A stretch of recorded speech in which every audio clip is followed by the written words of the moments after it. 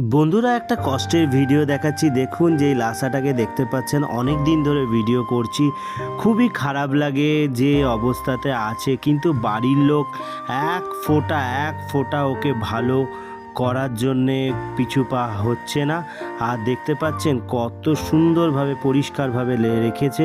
আর একটা জিনিস দেখাচ্ছি, দেখলেও আপনাদের ভালো লাগবে।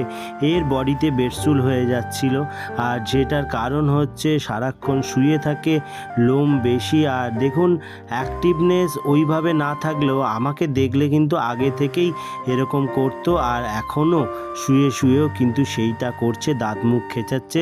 তো আর একটা জিনিস যেটা আপনারা করবেন, দেখুন যখনই কোনো ডগ বিছানায় পড়ে যাবে এরকমভাবে ওয়াটার বেড নেবেন, ওয়াটার বেড কিনে নেবেন, কিনে এইভাবে ওদেরকে রাখার চেষ্টা করবেন, তাহলে কিন্তু অনেকটা ভালো থাকবে। আমি এখন স্যালাইনের থ্রু একটা ইঞ্জেকশন দেবো, তো সেই জন্যে ওকে নিচে নামিয়ে নিয়ে এসেছি। আর দেখতে পাচ্ছেন আমি কিন্তু অনেক চেষ্টা করছি ওকে ভালো করার। এটা ডক্টরের প্রেসক্রিপশানে ও ট্রিটমেন্ট হচ্ছে, আমি সেই ট্রিটমেন্ট ফলো করছি। আর সবথেকে বড় কথা, ওর ভেনও এখন পাওয়া যাচ্ছে না, এরকম একটা অবস্থা। তো সব কিছুই করা হচ্ছে। আর বাড়ি মানে এর যে মালিক, এর যে বাবা মা এত ভালো, প্রত্যেকটা মুহূর্ত কোনোভাবে ভাবে না যে ও ভালো হবে না, ওকে বাঁচানো যাবে না।